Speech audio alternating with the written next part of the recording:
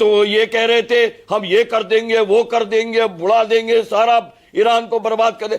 आज बोलते हैं जी हमने पीस कर दी। What sort of peace? अगर ये आप पूछ रहे थे अभी कि टेम्पररी सीज फायर है या, अरे भाई तो आपके पॉलिटिकल एम कहां गए? पॉलिटिकल एम था रिजीम चेंज, नहीं हुआ।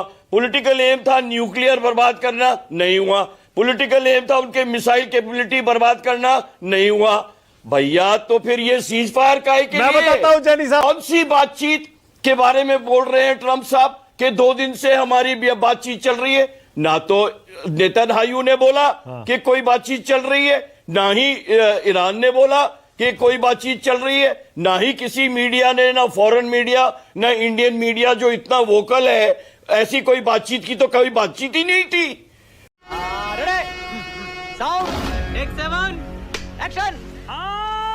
जनरल मोर आपसे शुरू कर रहा हूं आज। जनरल मोर, डोनाल्ड ट्रंप का ट्रूथ सोशल का मैसेज आप कैसे इंटरप्रेट करते हैं? क्या मतलब है इसका? इसका मतलब यही है कि जो हम बात कर रहे थे कि स्ट्रैटेजिक और टैक्टिकल लेवल पे ईरान ने इन सबको शॉक और सरप्राइज दिया है, और इनको अंदेशा नहीं था किसी भी देश को कि ईरान इस तरीके से लड़ेगा।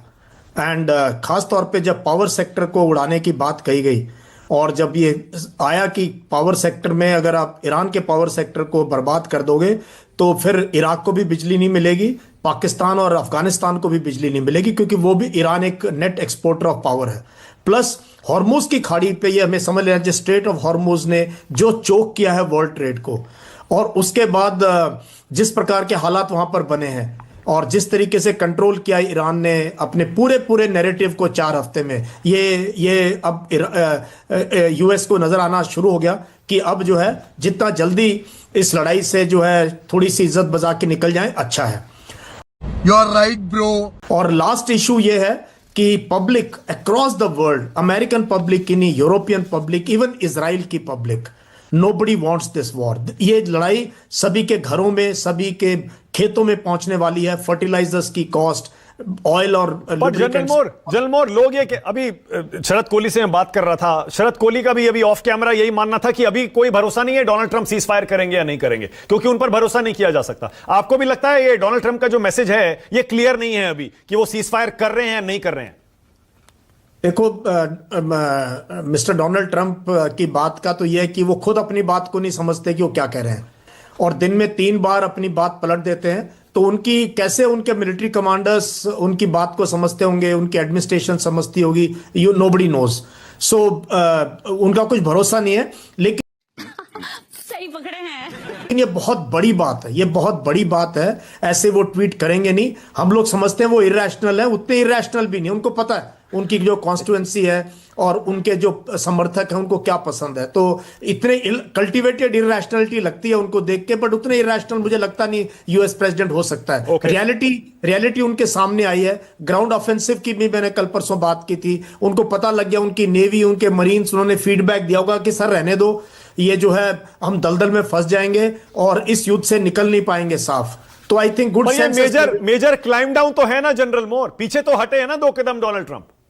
मैसिव क्लाइम डाउन है, मैसिव क्लाइम डाउन है। और इसमें सिर्फ जो मोनार्कीज हैं मिडिल ईस्ट में, उनका तो रोल है ही है, जो उन्होंने प्रेशर डाला होगा अमेरिका के ऊपर। इजराइल ने कितना प्रेशर डाला होगा, बिकॉज आप दिखाएंगे, आप ये करेंगे, आप वो करेंगे, ये करेंगे, वो करेंगे। इजराइल को मानक इस बुरी तरीके से कभी भी मार नहीं पड़ी है किसी भी लड़ाई में, लेबनान हो या हिजबुल्लाह, हमास, वो कभी भी इतना नहीं क्षति पहुंचा पाए हैं इजराइल के शहरों में उनके, जो कि अब ईरान ने कर दिया। और ईरान ने actually they have shocked the world with their capability to hit pinpoint accuracy, उनकी ड्रोन्स, उनकी मिसाइल कैपेबिलिटी, उनकी decision making system. I think अब नया वर्ल्ड ऑर्डर तो बनेगा ही बनेगा, बट काफी कुछ दुनिया क्लियर हो गई है कि अभी please start taking Iran seriously. जलमोर, एक सवाल और डोनाल्ड ट्रंप का मैसेज पढ़कर मैंने समझा उसमें कहीं ये नहीं लिखा है कि वो ईरान के मिलिट्री इंस्टॉलेशंस पर हमले करेंगे या नहीं करेंगे। आपको लगता है करेंगे या वो वहां भी नहीं करेंगे और एक सीज फायर कहें या ना कहें लेकिन उसको फॉलो करेंगे? अरे कहना क्या चाहते हो? आई थिंक ये प्रिल्यूड है, ये prelude to a bigger ceasefire. Because इस तरह की लड़ाई से एकदम यूएस के लिए निकलना, देखो यूएस सुपर पावर है, ये हमें एक्सेप्ट करना चाहिए। It is a sole superpower of the world. इतनी जल्दी यूएस की आर्मी, नेवी, एयरफोर्स हाथ टेक दे और कह दे कि हम लड़ाई नहीं करना चाहते, थोड़ा सा अनप्रेसिडेंटेड है। बिकॉज मैंने कहा ना आपके चैनल में, US knows only one god and that is firepower. Firepower है उनके पास, लेकिन इस बार जो है कुछ ना कुछ, I think they did not anticipate this. General मोर, एक सवाल और जनरल मोर, ये जो डिमोना में मारा है ईरान ने बैलिस्टिक मिसाइल, आपको लगता है ये भी एक ट्रिगर पॉइंट हो सकता है? क्योंकि उनको लगा होगा इजराइल ने नतांज में मारा, ईरान ने डिमोना में मारा, कहीं ये न्यूक्लियर कॉन्फ्लिक्ट ना बन जाए। देखो न्यूक्लियर का तो ये खतरा लोग बोल रहे थे, बट मेरी पर्सनल स्टडी, मेरी इंसिडेंटली मानक मेरी जो पीएचडी है वो न्यूक्लियर डेटरेंस और डॉक्ट्रिन में है। तो मैंने इन सब देशों की डॉक्ट्रिन को एनालाइज किया और उसके ऊपर मैंने अपना शोध किया है। तो मुझे नहीं लगता किसी भी तरीके से कहीं पर भी ये चांस था कि कोई ईरान के ऊपर, क्योंकि बन ही नहीं रहा था रीजन। एंड ऐसे तो नहीं होता है। और with two great powers of the world, Russia and China supporting Iran, and UK, France, Germany, everyone not siding with US, तो ये बन नहीं रही थी बात कि कोई इजराइल या यूएस इतनी कर दे कि कोई न्यूक्लियर तरीके का वो होगा। तो गुड सेंसेस प्रिवेल्ड में, यही गुड सेंसेस प्रिवेल्ड। ओके, अब विशंबर जी आपके पास आ रहा हूं। विशंबर जी आपका असेसमेंट बताइए जरा, उसके बाद आ रहा हूं जनरल जैनी। विशंबर जी, आप देख रहे हैं ट्रंप पीछे हट गए हैं, हट रहे हैं, झुक गए हैं, झुक रहे हैं, क्या लग रहा है आपको? मानक देखिए, मैं कई दिन से कह रहा था कि उन्होंने 4 to 6 वीक्स कहा है, और कुछ सरप्राइजेस लड़ाई में होते हैं जैसे होते हैं, और लड़ाई शुरू में, लड़ाई इस टाइम पे, इस दौर में पहुंच जाती, कोई भी लड़ाई के फेजेस होते हैं, तीन हफ्ते के बाद लड़ाई इसमें पहुंच जाती कि दोनों साइड जो है सरवाइव करने की कोशिश कर रहे हैं, अपना एम को, अपने हौसले को बनाए रखने की कोशिश करते हैं। क्या होता है, ट्रेडिंग दी वाटर, मतलब किसी तरह चलता रहना चाहिए चप्पू। तो इस टाइम पे अगर इस किस्म की स्टेप, इस किस्म की डिक्लेरेशन की है उन्होंने, और जैसे मैं पहले भी कह रहा था, कहीं ना कहीं गल्फ कंट्रीज ने बहुत रिस्ट्रेंट दिखाई है। देखिए, बाकी कोई कुछ भी कहता रहे, सऊदी अरेबिया, यूएई, और ये लोग बहुत पीस नेगोशिएटर्स हैं पहले भी, इन्होंने स्टेबिलिटी के लिए तो सबसे ज्यादा अमेरिकन पब्लिक से भी ज्यादा मुझे लगता है इनका प्रेशर काम किया है। और दूसरा इमोशनल डैमेज, जो चीज काम किया है वो ईरान ने वापस हमला किया ना। कोई नहीं चाहता कि यहां न्यूक्लियर, कोई चर्नोबल जैसा भी काम हो जाए, न्यूक्लियर ब्लास्ट ना हो, लेकिन अगर किसी किस्म से भी चर्नोबल जैसी कंडीशन हो जाती है, कोई भी अगर आपके पास प्रोसेस ऑन है और आपकी लीक हो जाती है, तो बहुत डेंजर्स है। तो प्रेसिडेंट ट्रंप भी समझते हैं, सब समझते हैं, और हॉर्मुज स्ट्रेट को ऐसे नहीं किया जा सकता। वो कम से कम भी 3-4 इन्फेंट्री डिविजन स्पेशलाइज्ड फोर्सेस के लगेंगे, जब जाके हॉर्मुज को, स्ट्रेट को आप ये। विशंबर जी, एक सेकंड रुकिएगा प्लीज, एक सेकंड आपको रोक रहा हूं, एक सेकंड, क्योंकि मेरे पास ईरान का ऑफिशियल रिएक्शन आ गया है, वो भी जरा अपने दर्शकों को बताना जरूरी है। दरअसल अफगानिस्तान में जो ईरान की एम्बेसी है, ध्यान से सुनिएगा, अफगानिस्तान में जो ईरान की एम्बेसी है, उसकी तरफ से सोशल मीडिया प्लेटफॉर्म एक्स पर पोस्ट किया गया है। जाहिर है वो तो इसे अपनी जीत बताएंगे। उस हैंडल पर लिखा गया है, Trump's retreat after Iran's firm warning after the Islamic Republic threatened that in the event of any US attack on Iran's energy infrastructure, it would target the energy infrastructure of the entire region. Trump backed down and stated that he had issued an order to postpone the attack. Clear लिखा है, Iran कह रहा है retreat है, और उन्होंने जो अपना अटैक है पोस्टपोन कर दिया। जाहिर है तो ईरान तो अपनी जीत बताएगा विशंबर जी इसको। Good question, you are a good question. बिल्कुल बताएगा, और जैसे mister Sajjan are was saying कि वो फिर कार्रवाई भी करेगा कुछ। देखिए एक बात है स्पष्ट कि गल्फ कंट्रीज ने एक स्ट्रेट मैसेज दे दिया है आफ्टर ईरान की थ्रेट के बाद कि ईरान जो कहेगा वो करेगा, और भाई हमें मंजूर नहीं है, आप छोड़िए हमारा इलाका, आप जाइए इजराइल जाइए, भाड़ में जाइए, लेकिन please forgive us. Donald Trump को मैसेज जा चुका है, लेकिन जो ईरान करेगा, जैसे मैंने पहले भी कहा था कि ये एक बड़ी दुविधा में डाल दिया अमेरिका ने, एक बहुत क्रिटिकल बैलेंस को आपने अनस्टेबल कर दिया एरिया को, और बहुत ही दुविधा में डाल दिया। क्योंकि अगर अब ईरान, जो ईरान के हार्डलाइनर्स हैं, अगर अगले 10-15 साल तक ईरान उन पद चिन्हों पे चला जिस पे हार्डलाइनर चलाना चाहते हैं, तो हॉर्मुज स्ट्रेट पे वो कोई ना कोई टैक्स भी लगाएगा कि भाई मेरा इतना नुकसान हुआ है, आप इसकी भरपाई कीजिएगा। तो जनता माफ नहीं करेगी। का असेसमेंट, क्या युद्ध विराम होने वाला है, या इसे आप आंशिक युद्ध विराम कह सकते हैं, पार्शियल सीज फायर?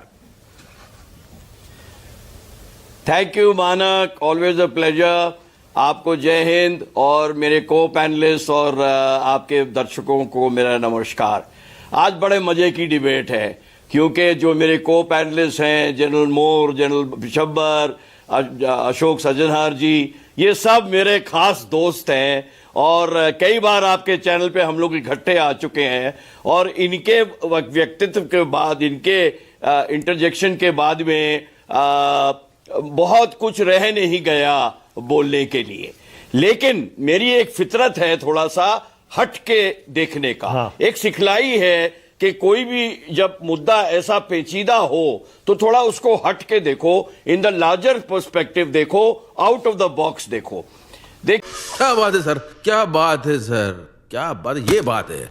अरे सर क्या बात है, पहचानो नहीं। कि एक कहावत है, एक गाना है, ये तो होना ही था, और बड़ा वो सुरीली तरीके से गाता है, टंग इन द चीक से व्यंग के साथ में, ये तो होना ही था। बिल्कुल वही हुआ है जो पिछले 10 दिन से हम लोग बोल रहे हैं कि ये तो होना ही था।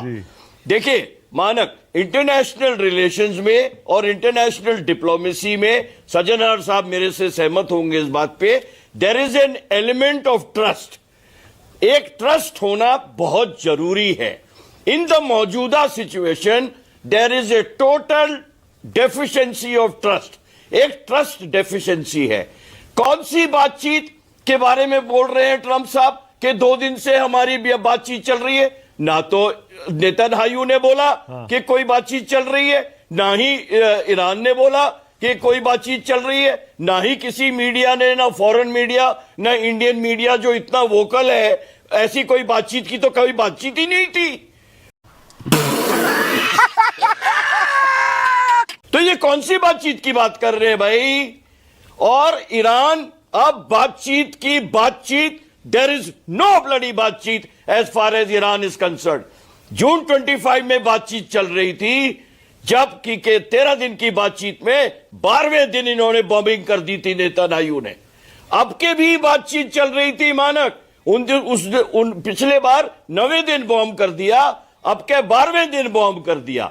बातचीत चल रही थी, Iran was coming their way. Nuclear programme को थोड़ा सा डाइल्यूट करके कोई वाया मीडिया सोल्यूशन पे ईरानियंस आने वाले थे, उठा के बॉम्बिंग कर दी।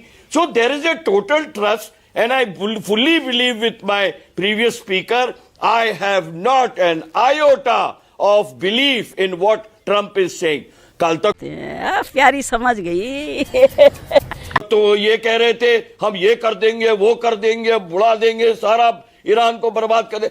आज बोलते हैं जी हमने पीस कर दी। What sort of peace? अगर ये आप पूछ रहे थे अभी कि टेम्पररी सीज फायर है या, अरे भाई तो आपके पॉलिटिकल एम कहां गए? पॉलिटिकल एम था रिजीम चेंज, नहीं हुआ। पॉलिटिकल एम था न्यूक्लियर बर्बाद करना, नहीं हुआ।